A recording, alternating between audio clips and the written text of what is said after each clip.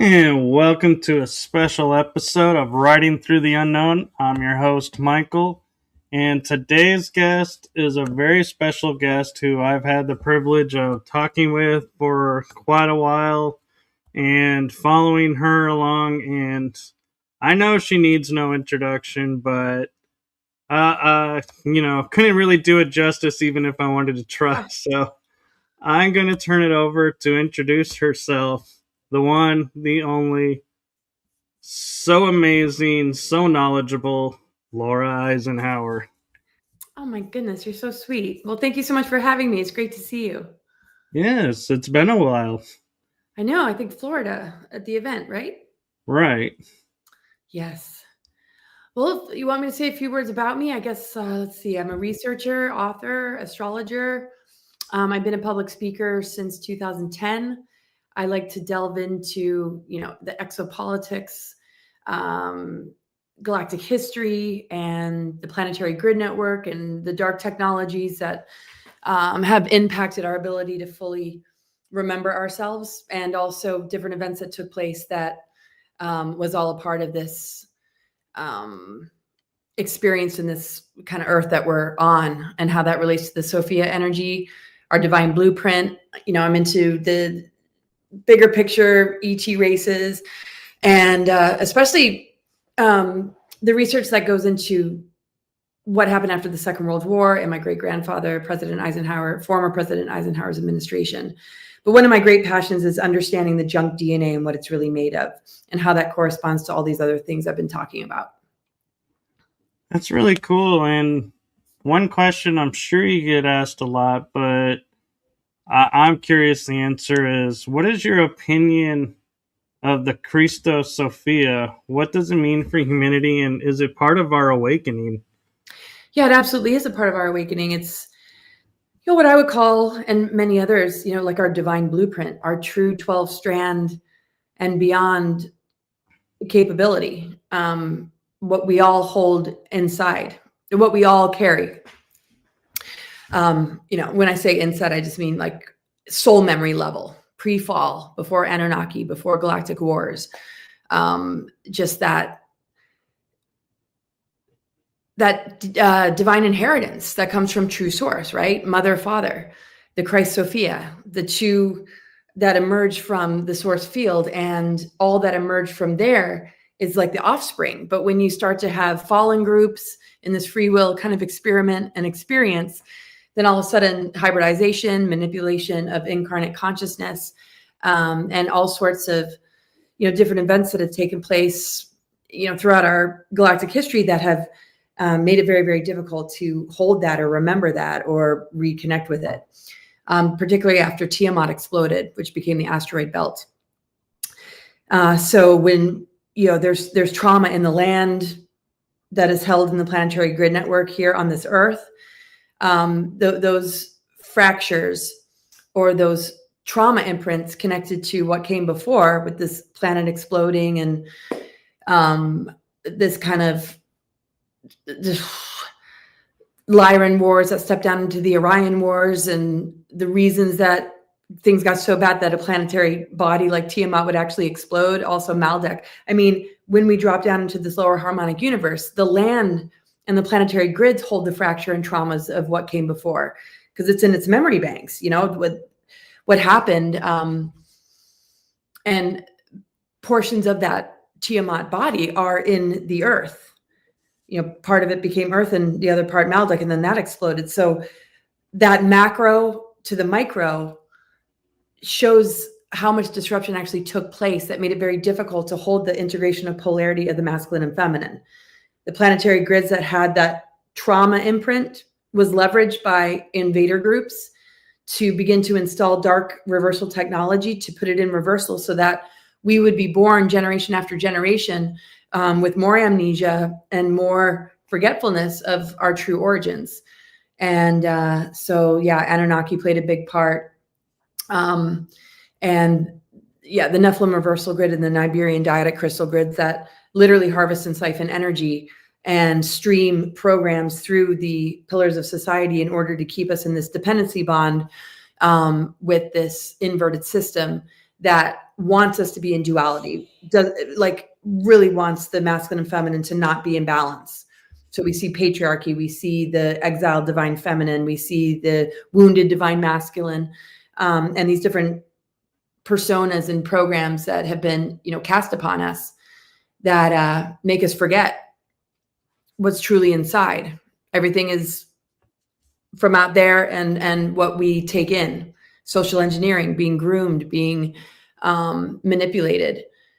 And then trauma loops that never get resolved that are passed down generation to generation. So it's not something that just comes natural when we're babies, when we're really little in our purity. Yes. But boom, the minute we land here, everything is trying to keep us from that inner knowing. We look at Christ outside of us. We look at everything outside of us. So that's what it means to me, is that remembrance and knowing that we all have that. And part of the deprogramming is to, take away these distortions, collapse these inversions, or dismantle them. And in doing that, we dismantle the dark weaponry and the deep state and everything they're trying to do to harvest and siphon our energies to engineer this artificial timeline and false trajectory into some kind of new world order. So that reclamation and remembrance is everything. And it comes from, a lot of self-honesty and a lot of events in our lives that we manifest to shake us up and help us to come back into that remembrance, which is definitely hard for some people because it's captured by outer solutions or projections that keep a person even more dependent on the system rather than self-discovery. And in self-discovery, that's when it really comes alive. Not everybody's going to name it, oh, my Christ-Sophia is lighting up, but it's really an authentic vibration and frequency that brings the body a lot of peace, a lot of balance, and a lot of joy, because that's what our physical body wants. It wants our truth, not these overlays, not these projections, not these inversions or programs. So. Thank you. And that makes a lot of sense. And you actually triggered a thought in my head mentioning Tiamat, because I remember the story of with the Sumerians that Nibiru is the 10th planet that's coming. But if Tiamat was here before it was destroyed, that would make Pluto the 10th planet, which would be Nibiru to them. And it got downgraded from a planet, and that's the only planet that's been downgraded. So it got me wondering, did we mislabel Pluto? Is that really the home of, and we just are turning a blind eye and not thinking about it?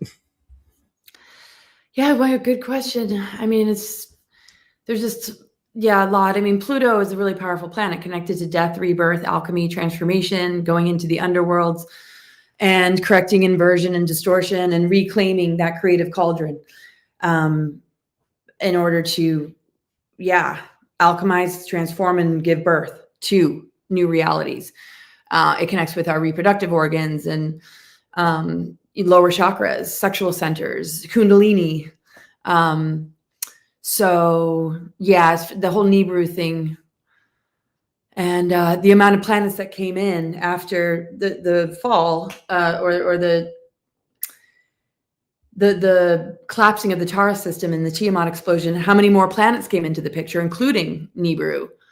That I guess, what is it, 360,000 year orbit, some say? I've heard it was already kind of partly destroyed and it's not returning. I don't know. To me, that's like the Anunnaki return that I don't think is going to be as successful as it's really about this divine blueprint returning. And that could be a part of it, but it has to bridge us back and not be the gatekeeper anymore if it's going to have any influence at all. And it's up to us to discern. So I don't know if that kind of connects to what you're saying, but. It does. And it actually kind of links to the next question I was thinking about. And that is you like to talk about our galactic history. And as we're relearning our divine blueprint, it begs the question, why has our galactic history been hidden from us? What possibly could be the threat? Well, it's a big threat because this is how we heal, is to, dig deep into things that have happened, get to the root of it, and bring more unconditional love, more coherence, more understanding to the traumas and the wounds. If we're relying on what really happened, then that's what we do as a humanity. We address it, right? So they build hospitals, they have prisons and this and that, because they're dealing with the trauma and symptoms of something that we're not getting to the root of.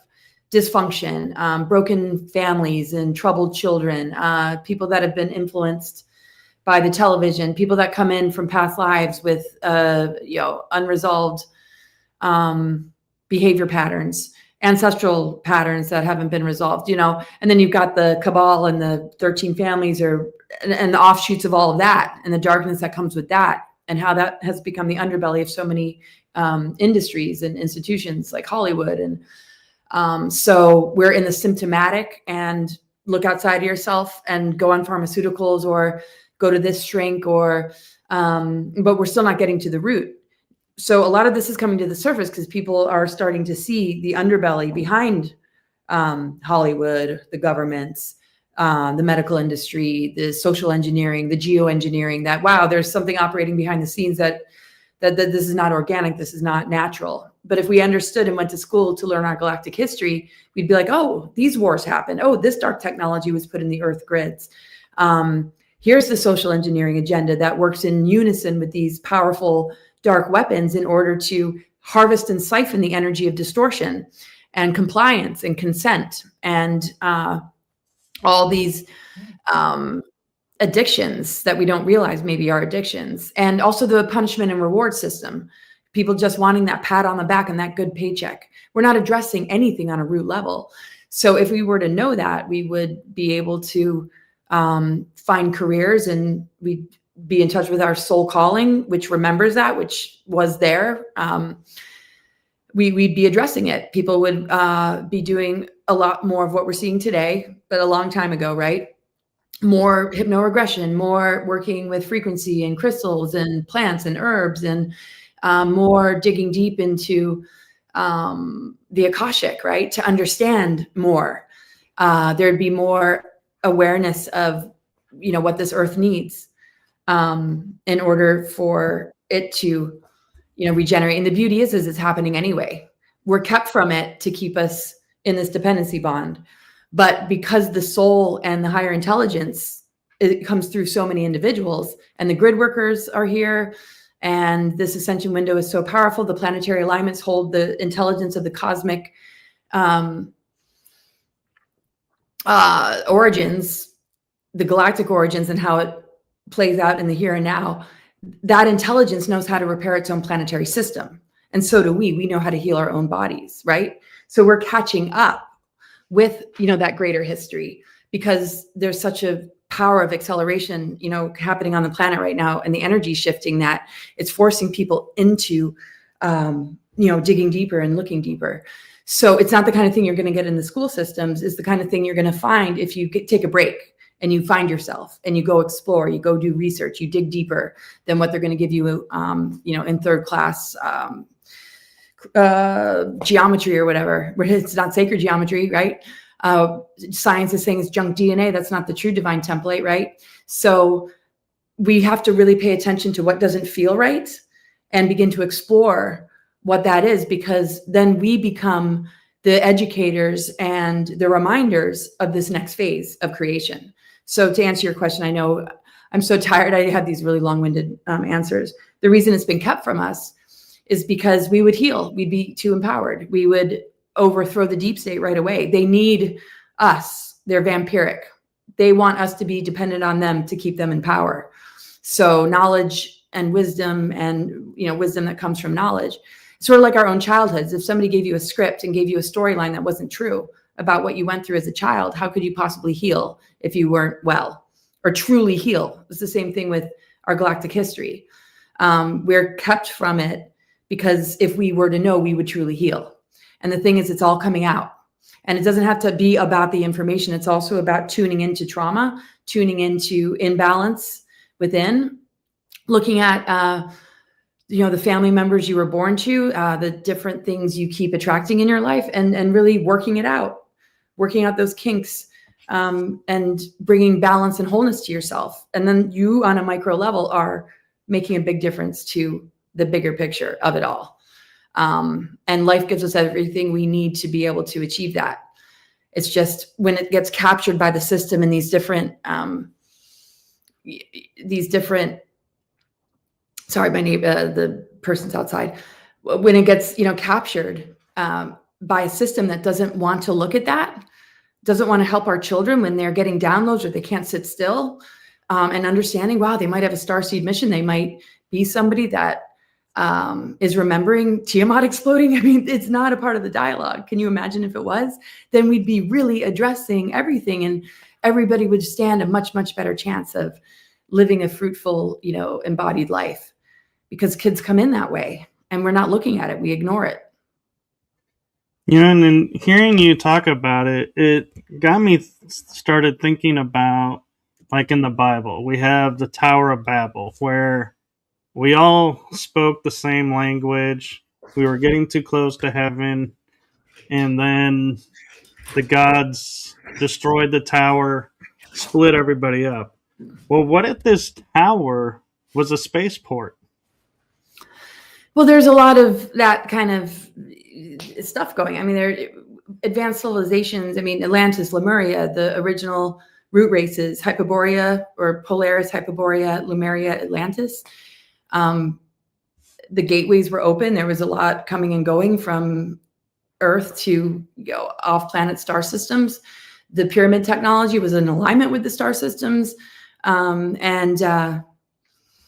So a lot of this kind of biblical or these kind of like stories, there was a lot more tech going on and a lot more symbolism connected to something that might not be exactly what these stories and myths told us. And so a lot went underground though, right? And right. So I'm kind of curious, what was your like aha awakening moment that got you started digging into the Venus mysteries? Venus mysteries. Well, I never really called it Venus mysteries, but I've just always been connected with Venus. And we all are, right? We all have Venus in our charts. We all have a heart. But when one looks at the actual archetype of Venus or what Venus really represents, I mean, to me, it's the unconditional love of the mother. The Venus transits form a perfect pentagram. The orbit forms a perfect pentagram. It's very connected to the Magdalene energy and how the Sophianic corrections have helped the mother to anchor back into the planet. So when you look at the way Venus operates as a planet, it's truly fascinating, because when you look at the symbolism of the inverted pentagram and how the ether goes into the ground and how it's symbolic of, Satanists and devil worship and things like that, that's a part of this greater network that worships the Baphomet, and it's part of the Dark Mother reversal grid technology, and also the Mothers of Darkness that literally are behind how the system is rigged. They're part of that architecture of inversion that has built the kind of societies that operate in modern times, in current times. And basically the system is rigged to keep the mother from coming back in. That's why the 13th sign is so significant. And the 13th sign is active right now. The 13th sign comes in November 30th to December 17th. And where are we? We're December 8th. So the 13th sign represents the ether elements, which is the top point of the pentagram. And the Venus transits help to anchor that mother energy back into the planet. And that's when the sun started to move through the 13th sign again. So I have a lot about this in my book about, Venus. And then of course there's Valthor, there's the divine mother archetypes, Hathor, Magdalene, Inanna, Isis. They're all connected to Venus. And Venus, when you look at the archetypes of, these goddess energies, they're connected to nature, right? Persephone as well, and going into the underworld and coming back out again. And when you look at the seasons and how it's connected with that, it's pretty phenomenal. So, the morning and evening star, if you look up any of these archetypes I just mentioned, there's a strong affiliation to Venus. And so basically these signs in the sky signal the end of a great cycle of time. And according to the Mayan calendar, Venus and the revival of, this, Magdalene energy and the return of the mother brings that balance back and collapses all that reversal grid technology, and it's the override frequency. So there's just a lot about that. And to me, again, that's like the unconditional love of the mother that is wanting to reclaim her body and her children, but it's been kept out by this dark reversal grid technology, this dark satanic, network that has been entrapping the Akamoth aspect of the Sophionic energy that got yanked into matter, particularly after Tiamat's fall. So the 13th remedial flame comes in and corrects the inversion and brings it back to source again. And that's connected to Venus. That's connected to the sacred geometry that the Venus transits create. So that's chapter 1 of my book, everyone, if it doesn't make a whole lot of sense trying to explain it. But it's pretty wild. Like Ashiana says from Keylontic Science, and Lisa Renee as well. The earth is indeed a living entity upon whose back and within whose heart you all presently reside. And in polarity mechanics, earth is female with an organically female magnetic dimensional 13 monadic core. So, and that's what's so wild about the mothers of darkness and the 13 families. And all this inversion has literally rigged the system to keep that energy from returning. That is their greatest fear. And the fact that the mother energy has returned to reclaim her body means no New World Order. It's not possible, a New World Order or any of these. That's why when we see the psyops and false flags, they're falling apart. They can't take hold. The actual dark technology and that reversal grid technology has been removed and dismantled. And it's not through digging it out with your hands or with a shovel.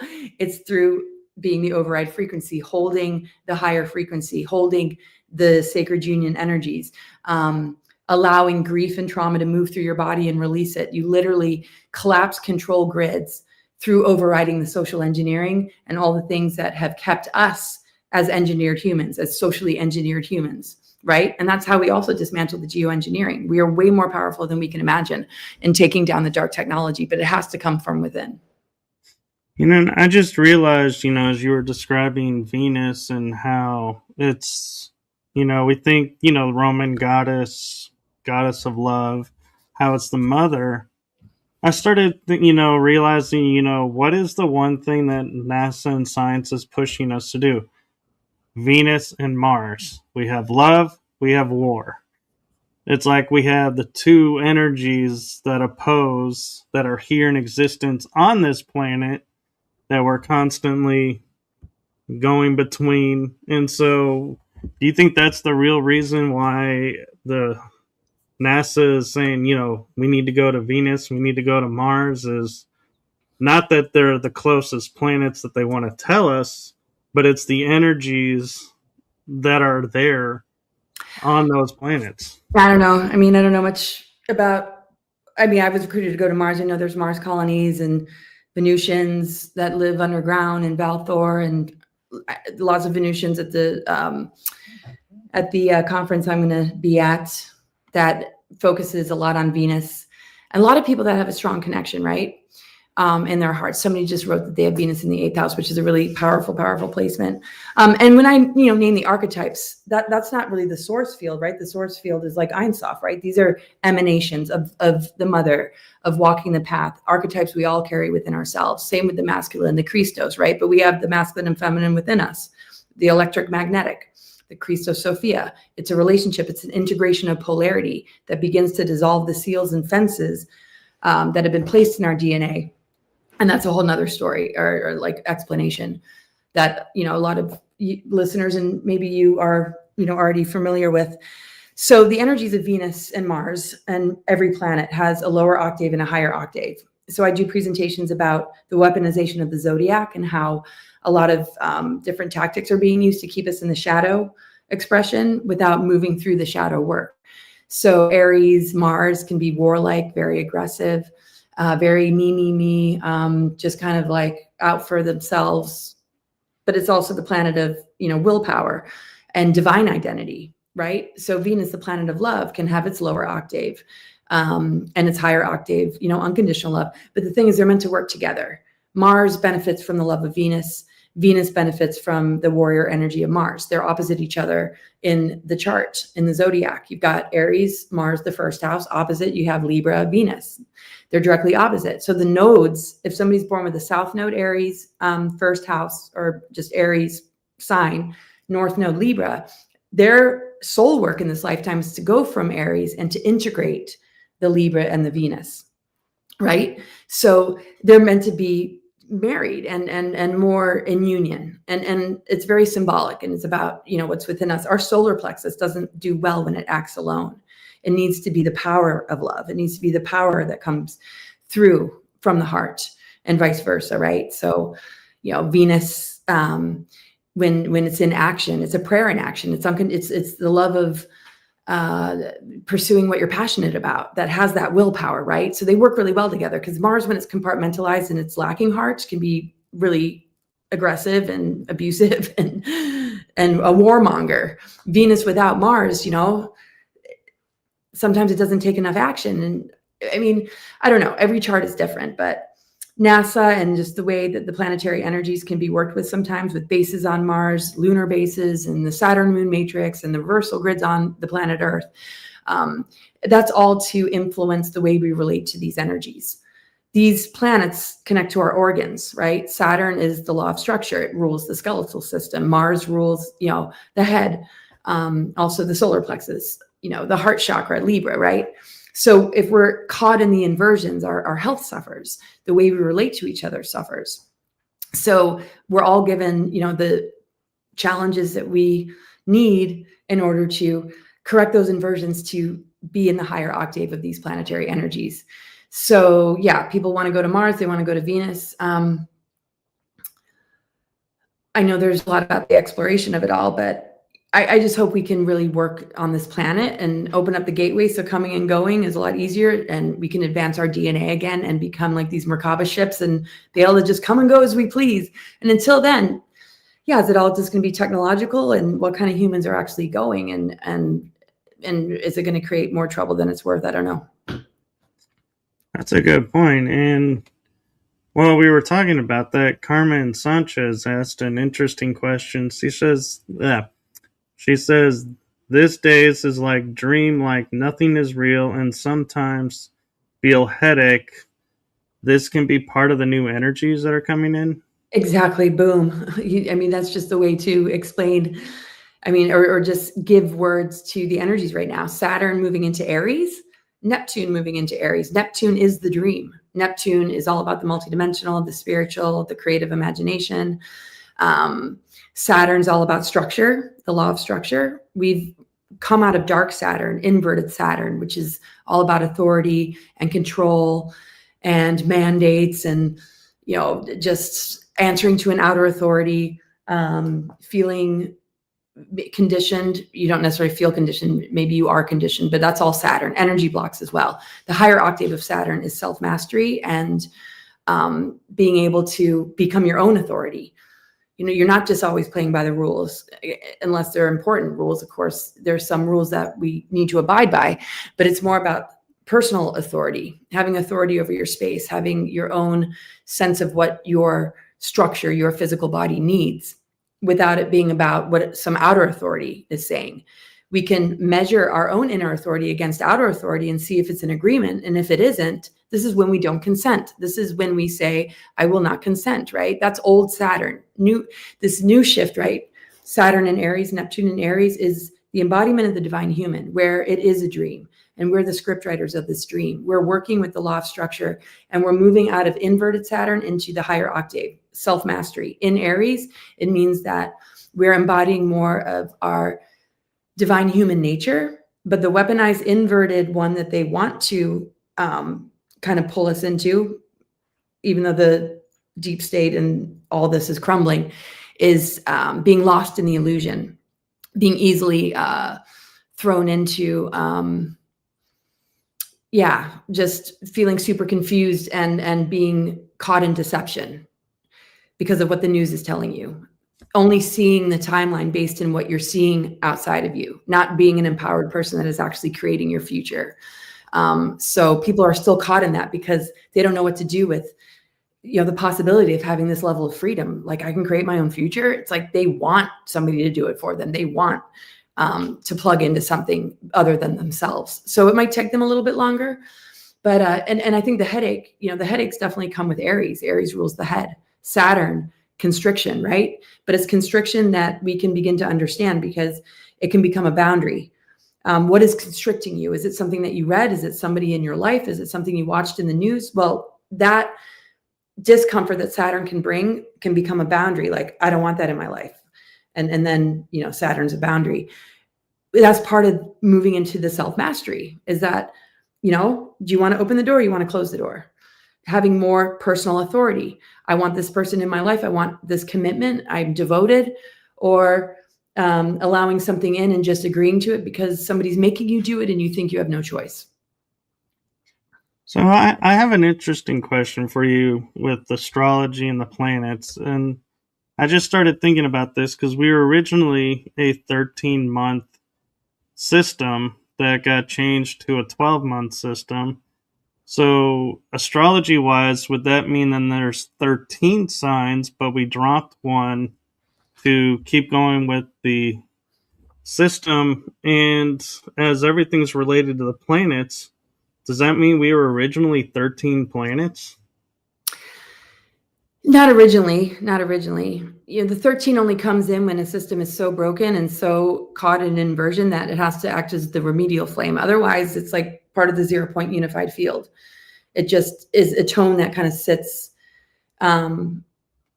in a position, like if you see the tree of life, like in the Ein Sof, right? And then you got the 12 strand, you got the 12 spheres, you got the 12 stargates, and it kind of acts as the stabilizing tone, right? So if you look at 12 gates, like 12 tones, that became 12 flames that are carrying a trauma imprint from exploded planets from before that got put in reversal grid technology inversion.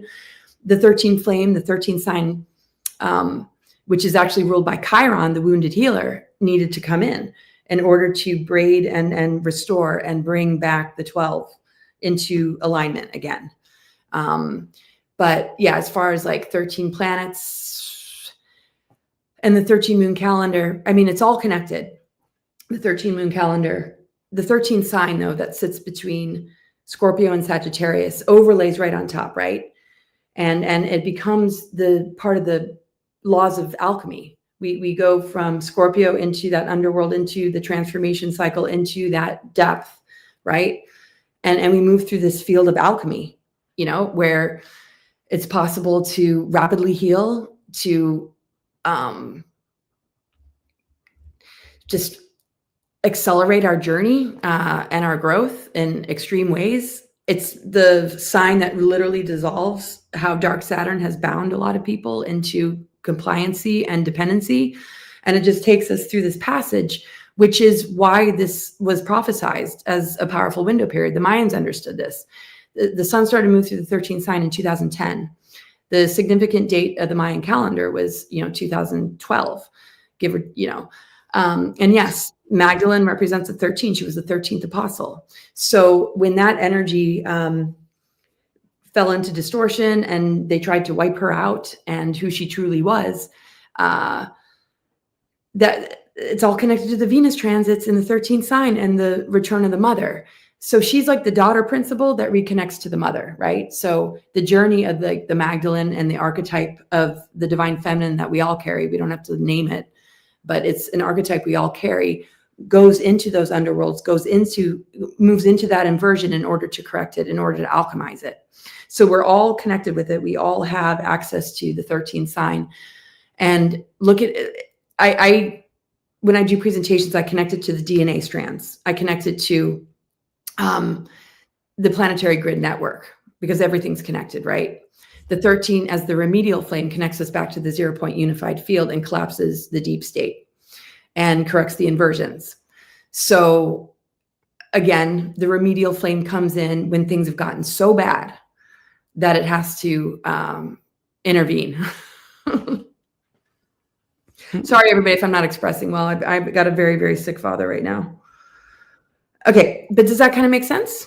It does, actually, and it cleared it up for me. And one thing that I know you talk about a lot on, but I'm not sure if you talked about it in this way, is, you talk about like the roles that the ETs are playing in space to help us, but do they play a role on our actual planet?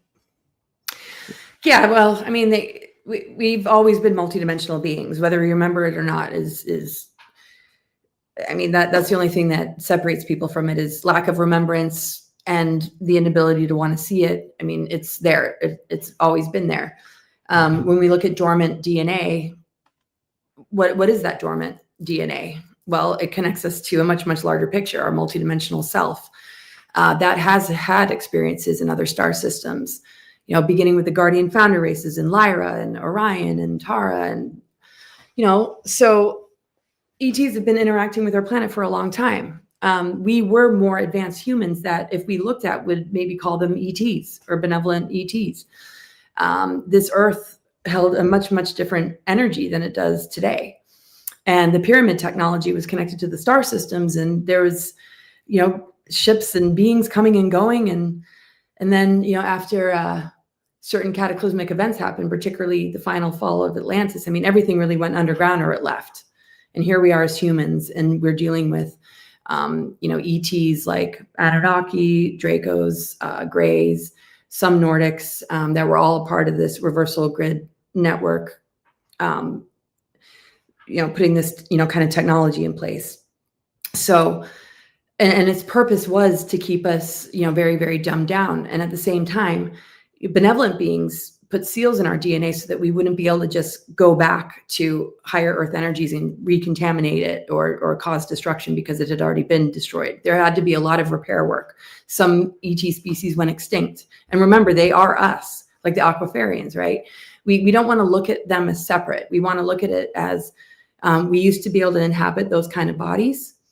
If we were more negatively oriented, we might have been captured by something that bioengineered us to become grays, to become like EBEs, to lose our reproductive capacities, and to, and that's what a lot of the transhumanism agenda is all about. And we've seen this in other star systems and in different phases of our galactic history, that humans can become grays, and humans have been benevolent higher ET beings. Here we are in our human vessel with a lot of dormant DNA. So if that was to be all switched on, then what are we, ETs again? But the thing is, we're on Earth, so we're Earth-based, right? But we don't have to be bound to the Earth.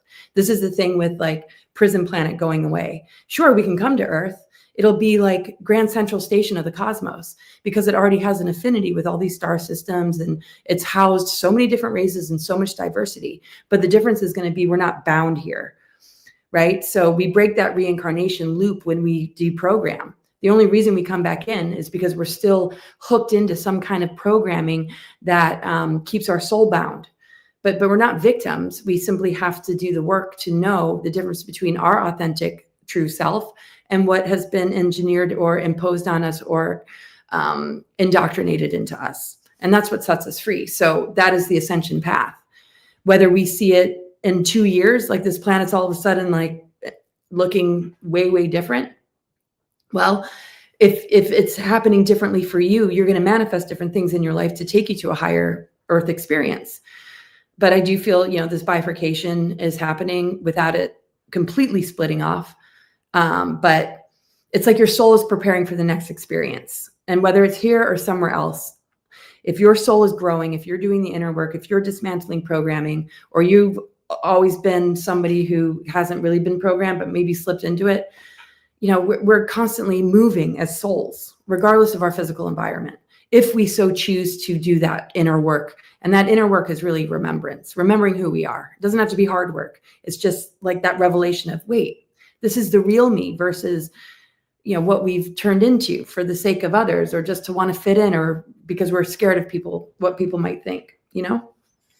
I agree. And talking about programs, it reminds me that I was at a Christmas concert last night, and I was like listening to the carols in a new way and was like, wait a minute, there's programming in this. And it got me thinking about something. And it ties into you and I in Florida. We were talking about the knights and King Arthur, how they're attached to the zodiac, and they could be star beings or hybrids here on Earth. And then I started thinking about, our stories of the angels and the archangels. And I'm like, are they hybrids because they're the messengers? They're the ones that's relating to humans where the gods can't. So does that make the archangels really like hybrids that are operating on this planet? Well, I mean, they're like messengers, and I mean, there's fallen angels, there's archangels, there's archdemons, archon. Yeah, I mean, there's humans that are angels that have been angels, they're spirit guides in the past, right? Some people perceive things that other people don't. Hybrids, well, souls can be hybrids in a way, like demigods or half this, half that, and I mean, that goes into a whole, lot of stuff. But I mean, our ancient origins, pre-fall, right? Before galactic wars, before distortion, before Anunnaki, that's what, brings everything back home again. And messengers and guides and angels, are part of helping us with that. And sometimes we take time off of being human to go back into those places or those angelic forms or those higher ET forms. But our consciousness and intelligence and our soul memory can still have a connection with that. The limitations of the physical density, though, are able to alter and shift and change and advance, but it's not going to happen overnight, right? We're not going to just wake up in a Merkaba avatar angel body if we came into this density, but we can still hold the soul codes, the memory, the connection, the communication, the alignment from our higher self. And that's what changes physical matter. That is what collapses the control grids, because we're anchoring in that energy and we're clearing out, where trauma and, dark rituals have kept the earth in a trauma loop as well. So, when we connect into that and bring that in, it collapses all of this. And this is what's been happening. And some people can put terminology behind it and talk about it. Other people just are doing it, maybe can't even explain what they're doing. I do my best to try and put it into words, but that's what so many souls have been doing. It's incredible. And it comes in the form of downloads. It comes in just these inner knowingnesses. I mean, that's our intuition, right? So that's why we have to honor our anxiety, anger, and depression and give it a voice, because it's our guide. It's telling us exactly who we are and what we need to do with our life. And we're so used to shutting it up, judging it, or wanting to medicate it or make it go away, when it's very, very important to give it the attention and voice it deserves. Then we're raising our vibration, because we're not being held down by symptoms we can't explain or reactions to life that other people might not understand. It's just so important, because this is not something that we find outside of ourselves. This is something we give permission to awaken from within, because it's already in there. We just have to remember. And all the weird physical symptoms and everything that feels off is part of the process of discovery. But we tend to fear it and think something's wrong with us, but it's the opposite. Something's wrong with the system that's keeping us from really pulling this forward or bringing it back into embodiment. And so Jasmine Hart 1481 has an interesting question for you. Outside of having a deep sense within, how does one know if they are an angel? And I kind of want to piggyback on that and say, how do we know it's not a false angel? What's the best way to know the difference? Well, I think if you were a fallen angel, you wouldn't probably even ask this question, because the fallen angelic energies are very much about false light, very much about domination. It's lost its angelicness. It's not in direct connect with source. So the fallen angels are connected to harvesting and siphoning human life force and energy because they don't have that direct connect anymore. So I'm not saying, Lucifer, I see Lucifer more as a principle, more as like a construct, more as a soul group, not just one individual or one being, right? And so fallen angelics tend to energy vampire off of other people.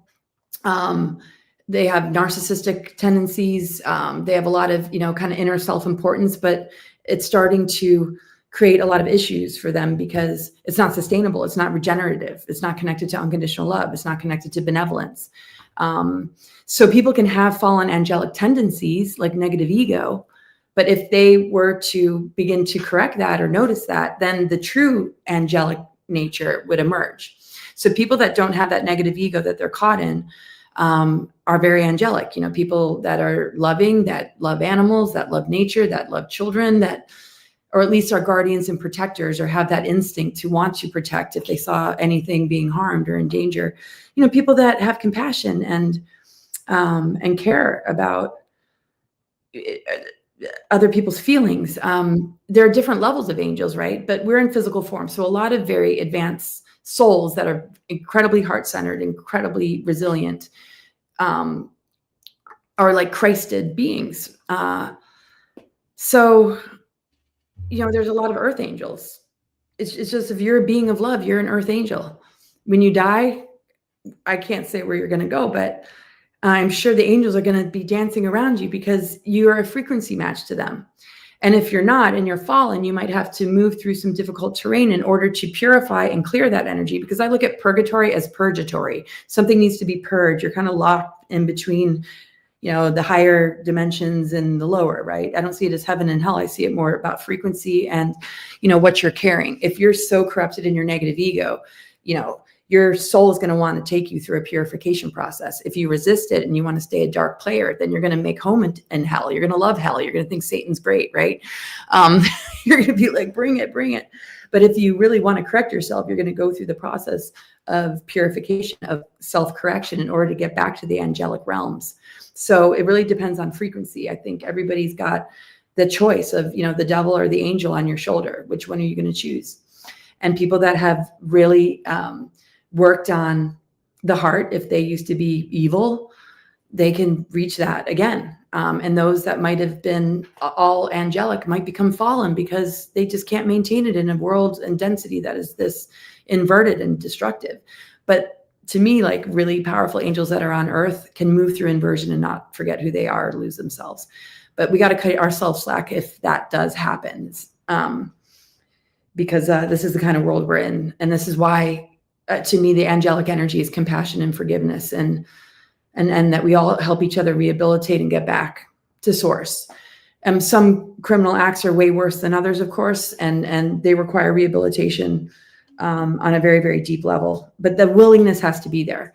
And I always think if you can turn a perfectly benevolent person into a trained assassin through mind control, you can turn a criminal with the help of something like working with frequency and imagery and digging deep into the root of this and helping them get back to their soul.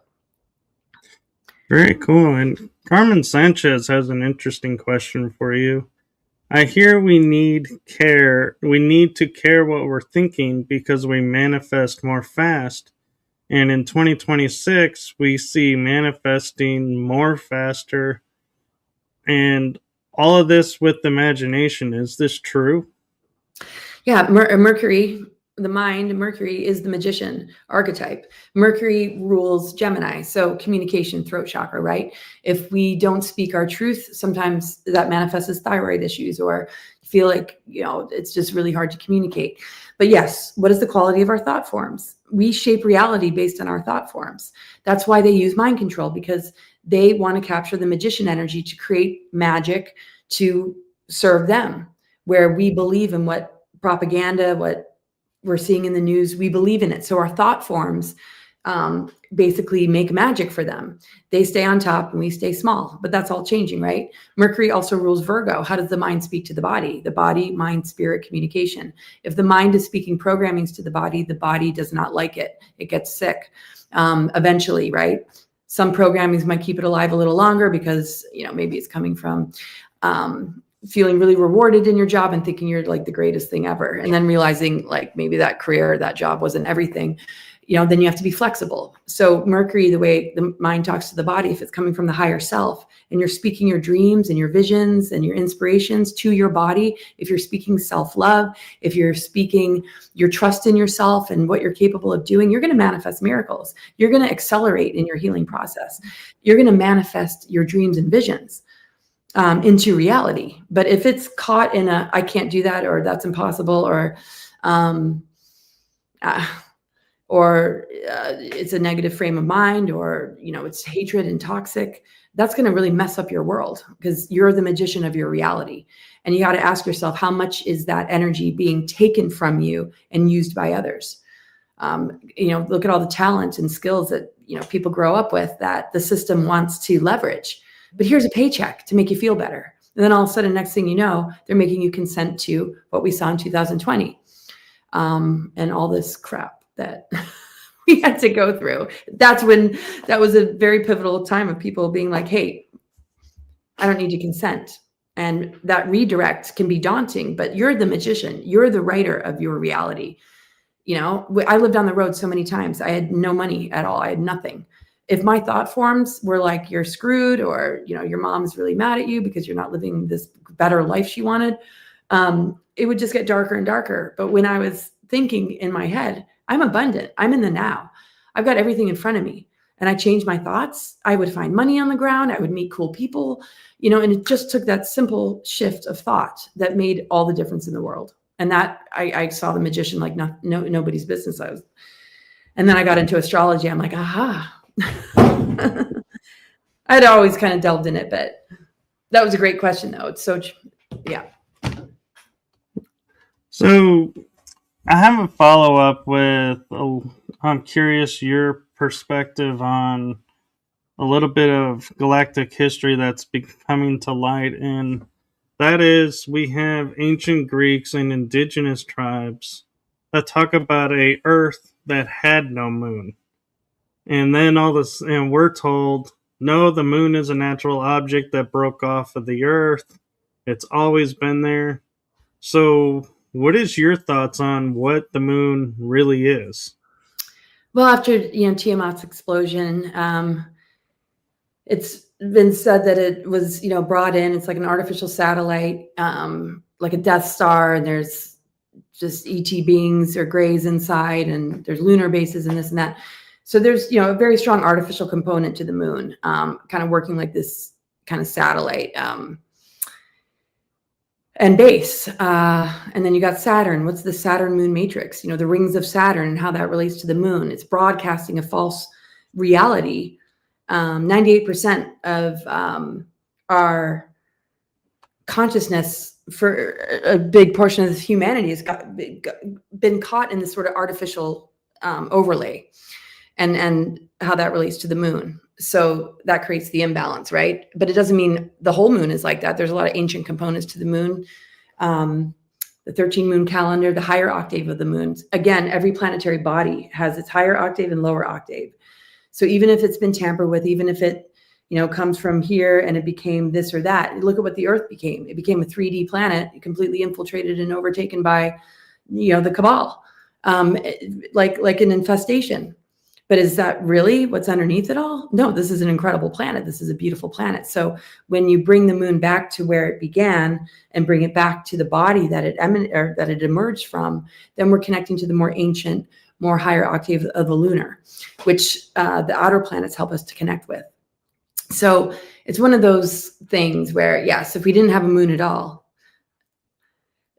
we'd be very different, I'm sure. But there'd be some sort of lunar energy, because the lunar, is a part of who we are. It's part of the feminine. It's part of the silver and gold gateways. It's just the artificial overlays and the traumas and galactic wars and exploded planets allowed for a lot of intruder and controller races to use dark technology to influence these planetary systems to impact us and control us, because they know that it connects to our body, it connects us to our physiology. All the planets do. So if you can manipulate the planets, you can manipulate the humans. And they use, trauma and our amnesia and everything in order to achieve that. But they're not in charge here. There's the guardians, there's higher benevolent beings that are a part of this whole equation. But we have to move through the gatekeepers and collapse our relationship to the dark ones in order to reach them, because we don't realize how much more attached to them we are. And the way they attach us is through the programmings and through the dependency bond with a system that is based in inversion that connects with the planets that they have weaponized. That's why I do presentations about the weaponized zodiac and how these planetary bodies have been manipulated to keep us down. And we are overthrowing all of that by reconnecting to the more ancient. It's like sort of saying, if you have an artificial arm, you still have an arm, you still have the energy field of an arm, you still have past life memories of when you actually had a real arm, I mean, that's a bad example, but I'm just saying, like, there is an ancient template of all of this that we can connect with, which exists within us. And when we embody it, we collapse the weaponization of the planets and the signs and the planetary grid. And I know we're getting close to the hour, but if you could, I have one question that I'm very curious your thought of, and I don't know if you can answer it in a few minutes. But that is, we're focused on first contact being with the ETs out in the solar system. But do you think our actual first contact will be inner Earth? Could very well be. I mean, people are having first contact all the time. For some people, they'll be like, first contact, I've been contacted since I was a kid, or I've been contacted for many lifetimes. But yeah, in the bigger picture, world stage kind of level. Is her name Jordan? Jordan Shea.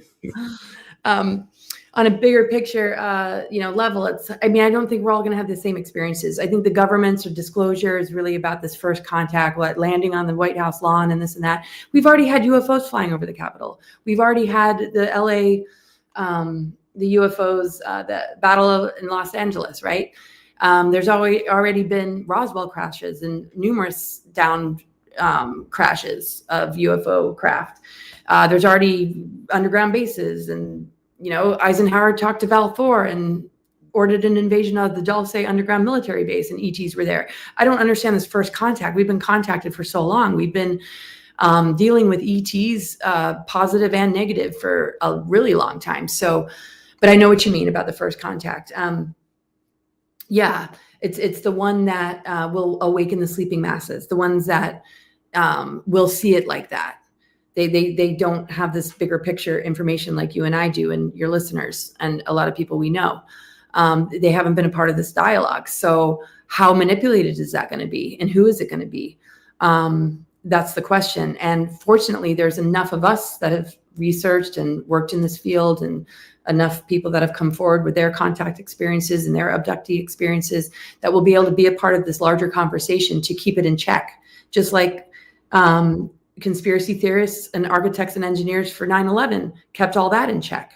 So there's enough informed and intelligent people on the planet to help the masses discern what this first contact really is. Is it blue beam? What is it? As far as like what I would consider to be the best kind of first contact would be like the guardians and some of the more benevolent ones. And that's there. The veil is thinning. We're going to see a lot more than we can imagine, but can we get through that first contact kind of scenario first? Because the ones that are really here to dupe us don't want us to see what's on the other side of the veil, which they've been trying to keep us from for a really long time. It's just they don't directly intervene. Balfour was rogue. A lot of benevolent beings more have like personal contacts when it comes to bigger picture, like showing up for everyone. We got to get through this next phase before the veil is fully lifted and it's more visible. Right now, we have to move through a potential layer of deception, which I don't think is going to be as bad as some people have predicted. And I think it's going to be a mixed bag, because with every positive event, there's always a psyops that wants to cover up so we don't experience the real deal. But that's all collapsing. I mean, I think we're way further ahead than we have been, and we've come way further than they ever expected us to. That's good to hear, and that puts a lot of hope into the world, which I think we need. And since we are out of time, do you want to share where people can find your book that we've been talking about? Yeah, so it's called Awakening the Truth Frequency, and I got to put it back on my website because this other website I'm not using, and that's where my book was. But I'll give you the website to get the book, cccpublishing.com, big C, cccpublishing.com. And Amazon, you can find it, Awakening the Truth Frequency. I get into all these topics, and you can take your time with it. And it's a little easier to digest than me, who hasn't gotten any sleep in a couple days. But I really appreciate you having me on. I hope I did okay, guys.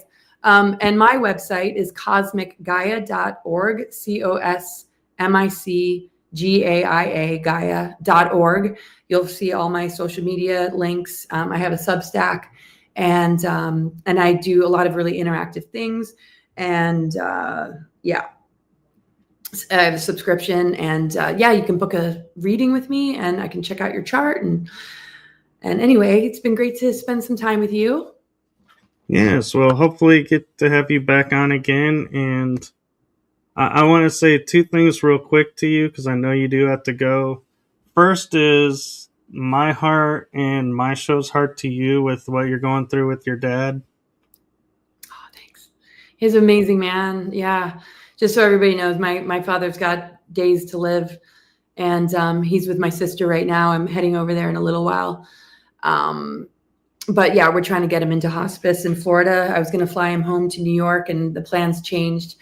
And so I'm glad to be able to take the time out to say hi to everybody. But yeah, I'm a little bit like, my attention is in so many places. I hope, yeah, that it came across in a way that made some kind of sense to what's deep within you. That's why I call my book Awakening the Truth Frequency, because it's really about what emerges in you. It's about your truth. And when we all live our truth, we can harmonize and begin to, yeah, recognize that diversity and harmony is true oneness. So thank you. And the second thing I want to say is also my heart and the heart of my show to you. Thank you for what you're doing for humanity. Oh, thank you so much. Thank you as well, Michael. It's been so wonderful to get to know you. I appreciate all that you do. And I appreciate your feedback, Jordan, and everybody who was able to tune in, and you too, Carmen, and your comments. And my Substack thing, I'm actually doing a Q&A tonight. You can find my Substack link on my website, cosmicgaia.org. So I'm going to make it more interactive, but I write a lot of articles there and things you can really take your time with. So much love, you guys. Yes, thank you. And her links are in the description. Oh, sorry, I didn't mean to speak over you. I was just going to say the links are in the description, so you should be able to find them there. Sweet. So, okay, thank bye. you. Bye-bye. Bye-bye, everyone. Have a wonderful week.